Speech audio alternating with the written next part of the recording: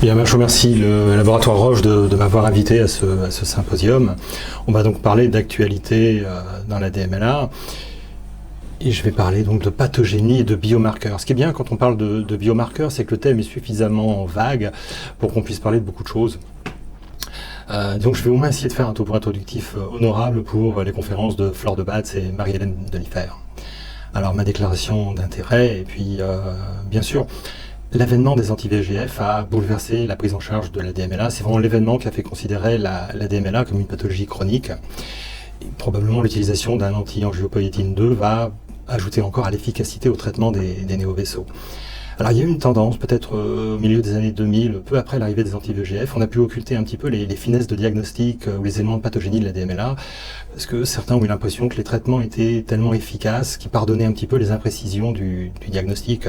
Je crois qu'on est revenu un petit peu de cette tendance. D'ailleurs, il y a un très bel article qui est paru de Thibaut Matisse dans Eye le mois dernier, montrant que malgré l'efficacité des traitements, il va rester utile de définir les lésions précoces, les différents types de néovaisseaux maculaires de la DMLA, à la fois pour préciser le pronostic, mieux informer nos patients et aussi mieux moduler la prise en charge de ces néovaisseaux. On va commencer bien sûr par les douzaines. Vous vous souvenez donc les douzaines miliaires sont des petites ponctuations, moins de 63 microns sous l'épithélium pigmentaire. Si ces douzaines grossissent un petit peu, on passe à des douzaines qu'on dit intermédiaires, qui sont là aussi sous l'épithélium pigmentaire et 63 à 124 microns. Et le stade suivant, bien sûr, ce sont des douzaines séreux qui sont de plus de 124 microns. Vous voyez, on voit ces petites foussures sous l'épithélium pigmentaire. Un autre type de douzaine, les douzaines calcifiées, qui évoluent sous un épithélium pigmentaire atrophié. Alors il s'agit certainement du même type de matériel que celui des douzaines séreux, simplement comme l'épithélium est déjà atrophié, et on voit un petit peu trop bien la choroïde ici sur cette coupe de CT. Un autre type de douzaine, les douzaines cuticulaires, donc ont une taille plus variable. Lorsqu'on faisait beaucoup d'angiographie à la fluorescéine, on les repérait sous forme d'un ciel étoilé, puisqu'ils prennent le colorant de façon intense, rapide, et ça ne diffuse pas au temps tardif. Maintenant qu'on fait davantage d'autofluorescence, on repère des aspects en cocarde qui permettent aussi de les repérer. Et vous savez que ces douzaines sont souvent associées à du matériel qui peut en imposer d'ailleurs pour la présence de néovaisseaux. Et enfin, les pseudo-douzaines réticulées qui, contrairement aux autres types de douzaines, eux, sont situés en avant de l'épithélium pigmentaire. Ils ont des aspects d'interconnexion et ces aspects un petit peu en maille, on les repérait bien aussi sur les clichés en lumière bleue. Alors ce qui est intéressant, bien sûr, ce sont les risques évolutifs de ces différents types de douzaines. Alors les douzaines miliaires caractérisent un vieillissement normal de la rétine, des couches sous la rétine. Ils peuvent éventuellement grossir, évoluer vers une maculopathie liée à l'âge. Les douzaines intermédiaires, là aussi, peuvent grossir, devenir un peu coalescents et évoluer vers des douzaines séreux. Et vous savez bien que pour les douzaines séreux, on redoute une évolution vers des néovaisseaux maculaires ou une atrophie géographique. Les douzaines calcifiées évoluent assez souvent vers une atrophie géographique puisqu'il y a déjà des altérations pigmentaires qui sont présentes, mais le risque de néovaisseau n'est pas nul. Enfin, pour les douzaines cuticulaires, on avait souvent parlé de ce matériel. Il semblerait finalement qu'il y ait quand même aussi un risque de néovascularisation ou d'atrophie géographique. Enfin, les douzaines réticulées, vous savez bien, ils sont associés à un amincissement de la choroïde, éventuellement des néovaisseaux de type 3, et puis un risque d'atrophie géographique. Il y a quelques petites différences entre la terminologie américaine et la terminologie européenne qui des fois nous perturbent. Alors, on a repris ce tableau de Ferris publié en 2013, d'abord pour introduire les termes américains. Donc on classifie la DMLA en changements normaux liés à l'âge avec ces douzaines miliaires, comme on le disait tout à l'heure. Ensuite, on va parler de formes précoces de la DMLA avec ces douzaines intermédiaires, donc 63 à 125 microns, pas d'altération pigmentaire. Et ensuite, les Américains parleront de formes intermédiaires de DMLA caractérisées par les grands douzaines, les douzaines séreux, éventuellement avec des anomalies pigmentaires. Et c'est là qu'on est un petit peu... le terme est différent. En Europe, on parle davantage de maculopathie liée à l'âge. Les Anglais, qui font souvent le lien entre les États-Unis et l'Europe, parlent de age-related maculopathy pour désigner ces stades précoces. Et ensuite, vous savez bien, on va parler en Europe de formes de DMLA proprement dites, alors qu'aux États-Unis, on parlera de formes tardives de la DMLA pour caractériser les néovaisseaux ou l'atrophie géographique. Une étude de Chen et de Christine Curcio avait montré comment on passait d'un vieillissement normal au stade précoce de la DMLA, avec, vous voyez, donc ici, un vieillissement normal, il y avait déjà quelques petits dépôts le long de la membrane basale de l'épithélium pigmentaire, et au fur et à mesure, ces dépôts, qu'on appelle donc linéaires basaux, vont peu à peu augmenter et constituer des drusones. Il y aura aussi donc des dépôts laminaires basaux de l'autre côté de la membrane basale. On s'intéresse donc à ce moment-là au processus de néovascularisation, et la principale cytokine de la néovascularisation, c'est bien sûr le VEGF, avec trois propriétés, la prolifération vasculaire, l'hyperperméabilité vasculaire et l'inflammation. On décrit souvent ces étapes avec la prolifération d'endothélium, la migration de cellules endothéliales, la formation de tubes, et à ce moment-là donc un excès de perméabilité vasculaire et l'inflammation. Ce qui est remarquable, c'est que sur une coupe d'OCT, on peut retrouver ou figurer les trois propriétés du VEGF avec la prolifération vasculaire, l'œdème, le DSR vont figurer l'hyperperméabilité vasculaire, et puis le matériel exsudatif sous-rétinien, le SHRIM, va schématiser l'inflammation. Mais donc il y a d'autres cytokines, et on met l'accent actuellement en fait sur l'angiopoïétine 2, qui est un facteur d'instabilité vasculaire, qui va entraîner un affaiblissement des jonctions endothéliales et une perte de péricytes, ce qui va provoquer à nouveau une augmentation de la perméabilité vasculaire et de l'inflammation.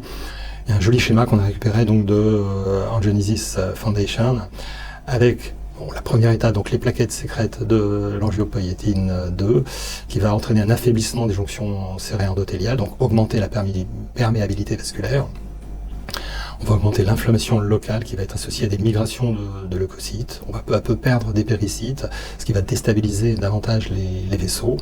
On aura l'émergence de néovaisseaux, et puis bien sûr ensuite, ces vaisseaux immatures sont excessivement perméables et va contribuer à la formation de dépôts de fibronectine.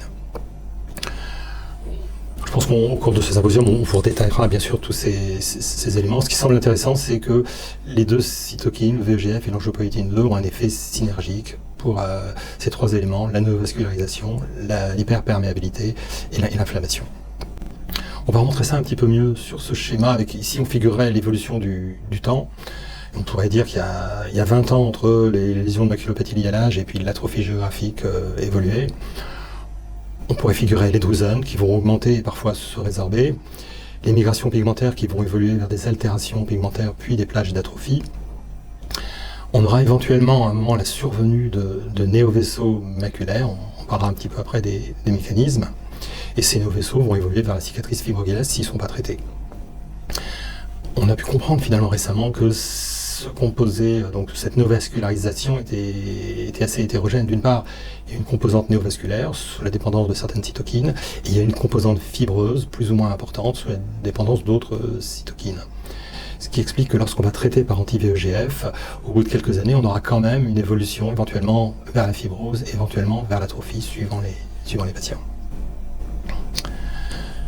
Sur l'origine des néovaisseaux maintenant, alors vous savez, il y avait une théorie inflammatoire qui a émergé surtout dans les années 2005, quand on a montré que le facteur 5 du complément, facteur H du complément, pardon, était impliqué dans la pathogénie. Il y avait une sorte d'emballement inflammatoire, de fond inflammatoire dans la maladie. Et puis il y a cette théorie vasculaire qui ressurgit un petit peu, et d'ailleurs certainement les deux théories sont complémentaires. C'est-à-dire qu'il y a des phénomènes d'ischémie, que les néovaisseaux maculaires peuvent être une réponse à l'ischémie. Certains auteurs, par exemple, ont montré qu'il y avait des altérations du flux lacario-capillaire, d'autant qu'on se rapprochait des néovaisseaux, ce qui peut confirmer un peu cette théorie vasculaire. Donc une idée, c'est de dire que dans le cadre d'un fond inflammatoire, les néovaisseaux choroïdiens peuvent constituer une sorte de réponse, de compensation à des phénomènes d'ischémie ressentis surtout par les photorécepteurs qui sont des déoconsommateurs d'oxygène.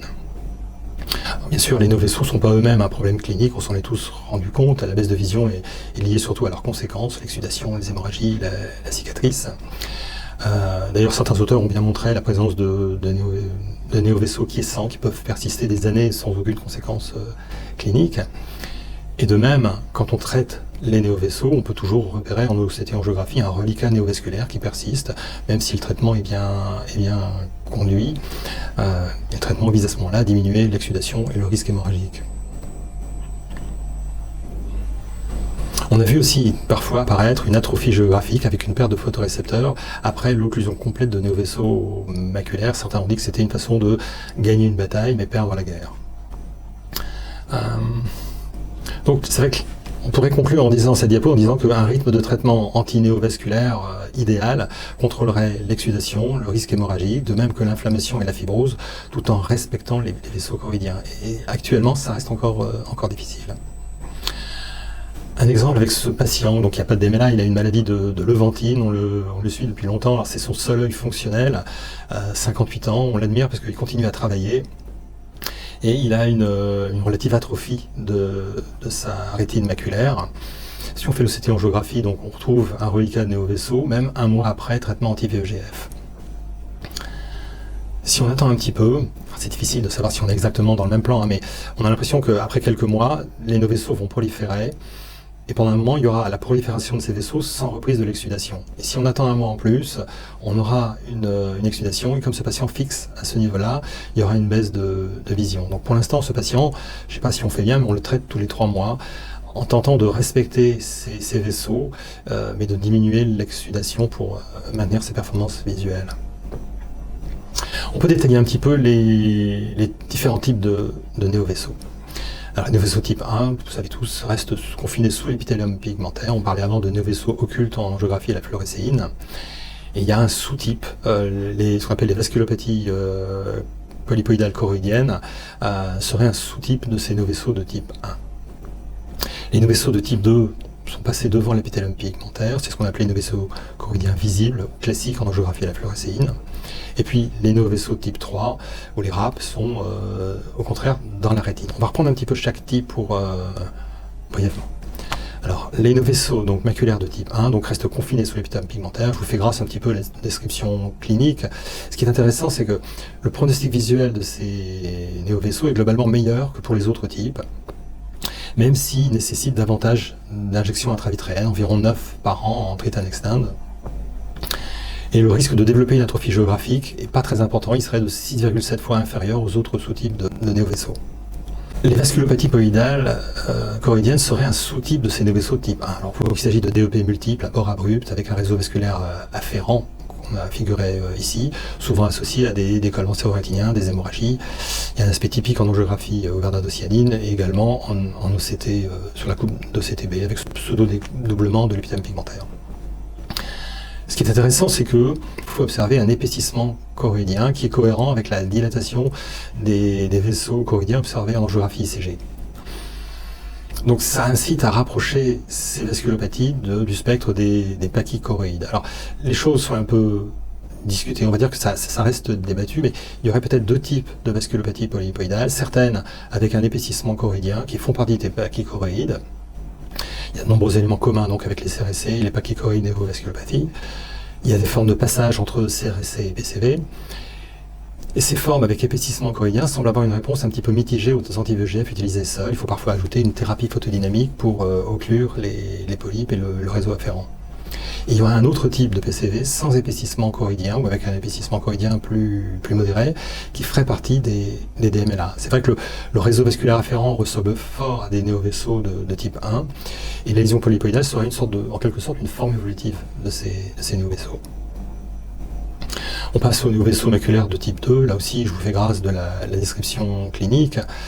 Et ce qui est intéressant, c'est que ces vaisseaux qui ont passé la barrière donc, de l'épithélium pigmentaire sont associés à un risque de cicatrice fibrotique un petit peu plus important que les autres types de néovaisseaux. Ça peut limiter le pronostic visuel. Il y a habituellement une réponse rapide aux anti-VEGF et il nécessite un petit peu moins d'injections que les autres types de néovaisseaux. Enfin, un néovaisseau de type 3, donc on parle d'une lésion profonde en lésion étroite avec un soulèvement localisé de l'épithélium pigmentaire. Le précurseur serait des cellules de l'épithélium pigmentaire qui ont migré vers la rétine et qui vont sécréter du VEGF. Ce VEGF va être responsable d'un certain œdème et puis d'une prolifération néovasculaire qui va peu à peu s'étendre vers les couches les plus externes de la rétine et être associé ensuite à un petit décollement de l'épithélium pigmentaire. Donc ça compose de 15 à 30% des néovaisseaux de la DMLA. Ce qui est remarquable, c'est que les formes bilatérales sont fréquentes. Donc il y a une atteinte de l'autre œil dans 38% des cas à 3 ans, contre 11% dans les types 1 et 6% seulement dans les types 2. On considère que le pronostic visuel à court terme est relativement favorable. Une notion pratique intéressante, c'est que certains auteurs ont incité à la prudence concernant le traitement anti-VEGF, on pourrait majorer le risque d'atrophie géographique. Donc on conseille habituellement plutôt de traiter en PRN plutôt qu'en régime fixe ou en treat and extend. Alors on arrive un petit peu à la conclusion de ce topo, et je reprends un tableau donc publié par Thibaut Matisse le mois dernier. On peut donc, l'imagerie nous sert à classer les différents types de néovaisseaux. Il avait repris donc type 1, type 2, l'association de type 1 et type 2, type 3, et les types 3 on peut les séparer suivant leur stabilité éventuelle. Alors, initialement, enfin vous allez voir que finalement on traite pas mal de gens en treat and extend initialement. Sauf les types 3 relativement stables, on peut les traiter plutôt en PRN, à nouveau pour ne pas majorer le risque d'atrophie géographique. À plus long terme, certains peuvent rester en treat and extend, mais lorsqu'on a des lésions qui sont relativement stabilisées, c'est-à-dire qu'après la 2e année, et lorsqu'on aura pu espacer au moins 3 IVT consécutifs de 3 mois, on pourra passer en PRN, et les types 3 pourront à nouveau aussi rester en PRN. Donc à nouveau, pour conclure, je pense qu'il y a un réel intérêt à la compréhension de la pathogénie des stades précoces de la DMLA. C'est intéressant et en plus ça favorise la prévention des formes tardives. L'individualisation des différentes formes néovasculaires peut aussi permettre une prise en charge plus spécifique, comme actuellement pour les types 3 ou les vasculopathies polyidales choroïdiennes. Voilà, je vous remercie pour votre attention.